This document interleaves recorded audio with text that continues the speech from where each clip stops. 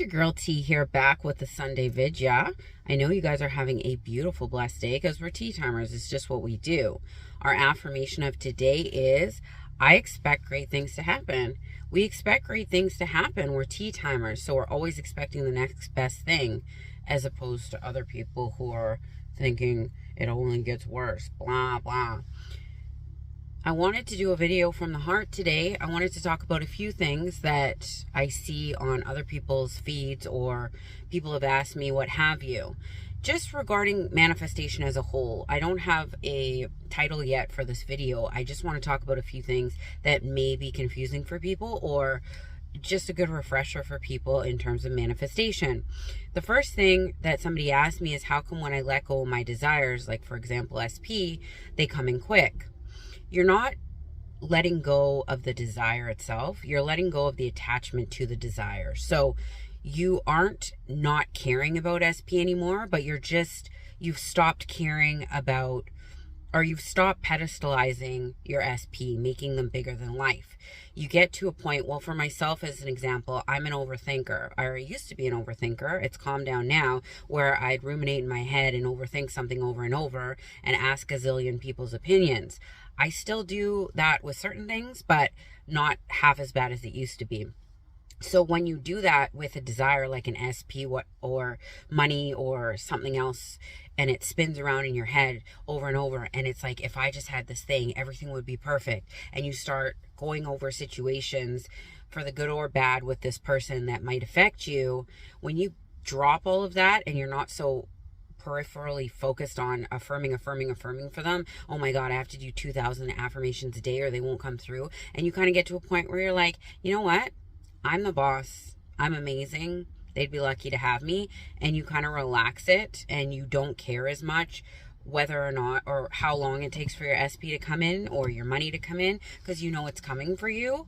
At that point, you drop the urgency or the neediness for your desire. Like you're very, what's the word I'm trying to look for? You're very secure in the fact it will show up. You just don't care as much.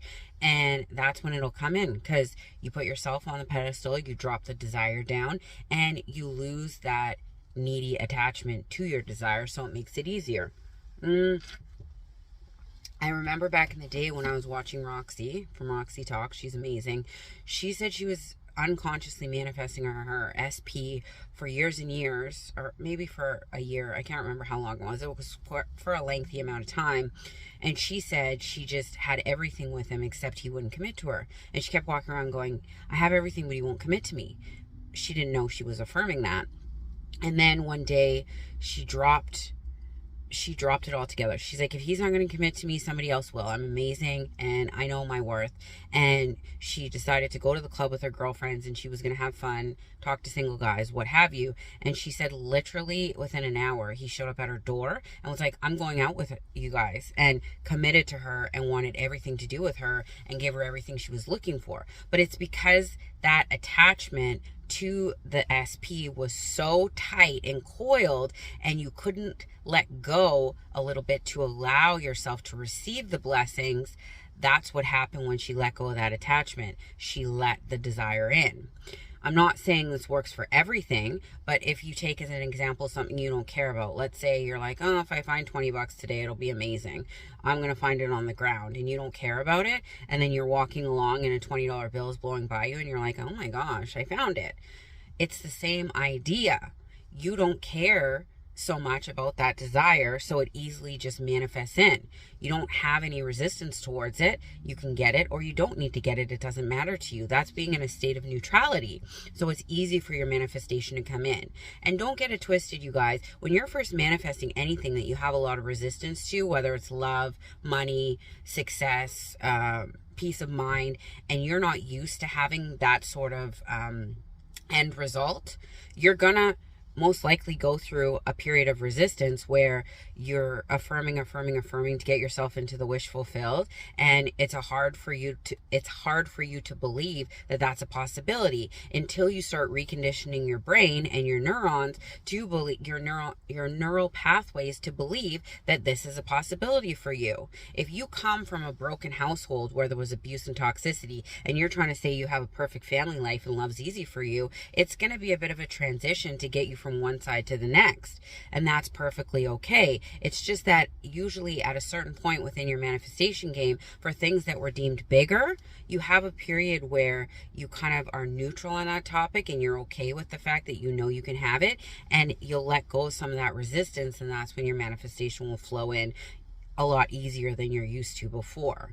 Now, in terms of, what was the other thing I was going to talk to you guys about? In terms of manifestation in general.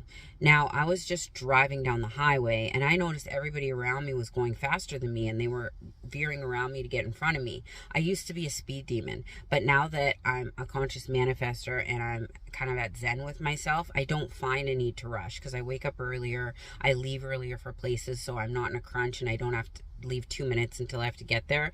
Hence the not speeding. I know I'm so valuable. I don't want to damage myself or others, so I take my time. It's kind of like us in manifestation. We're going this limit and people around us are all zipping by us with their different opinions and their limited beliefs, etc. And we have to kind of stay in our own lane and not care if they're veering around us or they're, beside us telling us curse words because we're not keeping up with their level. We don't want to keep up with your level. We're in our own lane. We do our own thing. With manifestation, you're going to have blinders on where you're just focused on what you want and how you're going to make yourself better, and you don't care what other people's opinions are of what you're doing or how you're going to get there. Your belief in yourself is the crux of everything to do with manifestation. I work on my self-concept every single day. I've been consciously manifesting for the last 5 to 7 years, and I still work on my self-concept every day.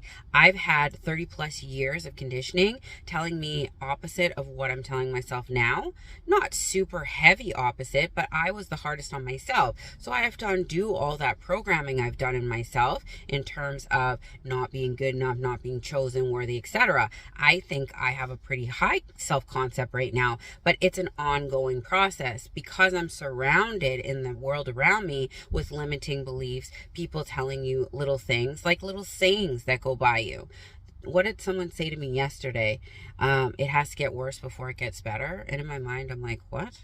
Why does it have to get worse before it gets better? Can't it just be better and then get even better than that? It's just all these stupid little sayings we hear throughout the day that can really get in our minds and we can start believing them again. So self-concept and retraining our belief systems is an ongoing, ever-flowing process. I'm never going to stop telling myself I love myself, I'm beautiful, I'm worthy, deserving, no matter how high my self-concept is. Because I'm limitless, I feel like my self-concept can never stop getting higher. And when I used to talk positively about myself and people would say, oh, that's a little bit, what's the word they use, conceited or what have you, ignore all that crap. Why is it conceited to speak highly of yourself? But it's awesome and amazing if you talk down on yourself or use self-deprecating humor to lower your self-concept, right? Then everybody around you is like, you're hilarious. Oh, I love the way you make fun of yourself. No, skirt. I only talk highly of myself. I don't make jokes about myself. I know I'm on point. I know I'm the boss. I know I'm great. And if that offends you and that bothers you, then you don't have to hear me. You don't have to hear me say nice things about myself. And if you're going to talk poorly about yourself, I'm going to correct you on that because I can't stand people talking down on themselves either. So you're in that mix too. Set your own rules for your reality. Don't ask everybody else if you can or can't do something. You control the narrative in your reality. You call the shots. Another point somebody else said is no contact manipulating the 3D. Of course not. I've told you guys this in other videos. You can go into no contact to protect your own energy. I know when I was manifesting my SP, I would go no contact all the time because if he was showing up in a whack way, I would go no contact because I didn't like that behavior and I didn't like that version of him that was showing up. So I go in no contact to protect my energy and go back and look at my beliefs and see why this person's showing up or thinks they're allowed to show up in this way in my 3D. protect your energy at all costs. Go no contact because it's better for you mental health wise. It's better for you to work on yourself and what you're focusing on. No contact can be used manipulatively if you're just going no contact with your SP so that they'll call and text you and be like, "Hi, how are you doing?" Go no contact because you want the best version of that person showing up, but most importantly, you want the best version of yourself. You guys sometimes lose focus on the fact that manifestation is a journey back to self. You're looking for the best version of you so everybody else can follow suit and show up as the best version of them. If I think I'm worthy, chosen, deserving, and beautiful, and everybody shows up for me as their best selves, who's going to challenge that? But if I go in to relationships with people thinking that I'm low value, I'm last pick, I'm not that great looking, and I'm lucky that they would even choose me, you're going to see that manifest out in your relationship. Work on yourself relationship first. Be in love with yourself, date yourself, have that going, and see how the rest follows. I love y'all, but not as much as you should be loving yourselves. Have a beautiful, blessed Sunday. Bye.